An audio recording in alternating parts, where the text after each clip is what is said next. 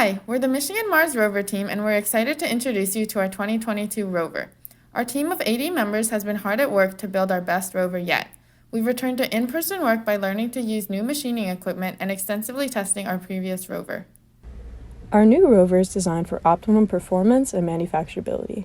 We've kept our aluminum chassis with rocker bogie suspension and are now using Maxon brushless motors in our custom gearboxes.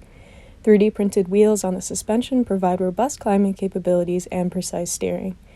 This allows the rover to maneuver through a rock garden and climb slopes up to 45 degrees. Our 6 degree of freedom robotic arm is equipped with cycloidal gearboxes built in-house for strength and control, allowing it to easily carry loads up to 10 kilograms. A lead screw-driven end effector is capable of grasping objects up to 13 centimeters wide and dexterously completing servicing procedures. Additionally, our inverse kinematics algorithm allows the operator to quickly move the end effector to a precise orientation and position. PCBs along the arm simplify communication and wiring for modularity. We now have a second arm configuration for the science mission. The 4 degree of freedom science arm and end effector precisely manipulate a microscope and spectral sensor above rocks to look for microfossils and life-indicating materials. A scoop collects and autonomously deposits soil to a single drop-off point, using motion planning and closed-loop control. To prevent cross-contamination between samples, a carousel positions a new copy of each test at the drop-off, and a UV LED sterilizes the scoop in between sites. Chemical assays on the carousel search for amino acids, chlorophyll, ammonia, and nitrates. Additionally, our Raman spectrometer analyzes soil for kerogen and carotenoids. This design allows us to efficiently analyze up to 3 soil samples and 9 rocks for the science mission. Our electrical system has been streamlined to improve functionality and reduce failure points. We designed custom PCBs embedded with STM32 processors to centralize devices in the e-box to simplify debugging. The power on fuse boards continuously monitor and regulate current, voltage, and temperature of major power lines, while the science board combines sensors and motor drivers for the science mission. We have upgraded the firmware of all microcontrollers to interface with more hardware and provide data for sophisticated control algorithms.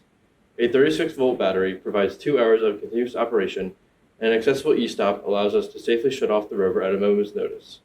The communication system uses radios in the 900 MHz band to achieve connection at distances up to 2 kilometers. We have conducted rigorous testing to determine appropriate parameters for anticipated challenges such as no line of sight or elevation changes. Our autonomous navigation system has been improved by conducting thorough testing on both our rover and in simulation. The simulator has been upgraded to realistically mimic perception and odometry noise. A brushless gimbal precisely controls the Z stereoscopic camera over CAN to increase its field of view.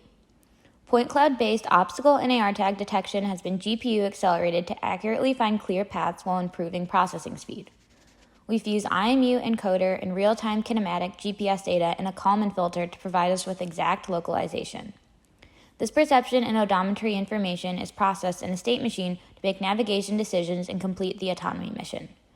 The autonomy graphical user interface has been improved to allow us to easily switch control modes and log data for later analysis. This year, we focused on early integration and testing to quickly iterate on designs. We designed development boards to separate our core rover systems for testing in parallel. Off-board testing of science devices streamlined mechanical, electrical, and software integration. Additionally, we use a custom cart to test navigation and perception algorithms before final integration with the rover. To develop competition strategy, we prioritize mock missions and operator practice. The mass gimbal camera and centering lasers on the arm help operators easily complete difficult tasks. Additional testing resources, including a servicing lander, robot playground, and Mars yard, allow us to test our rover in URC-like conditions. We are thrilled about our team's continuing progress and confident in our ability to succeed at the University Rover Challenge. Thank you for your consideration. Go Blue!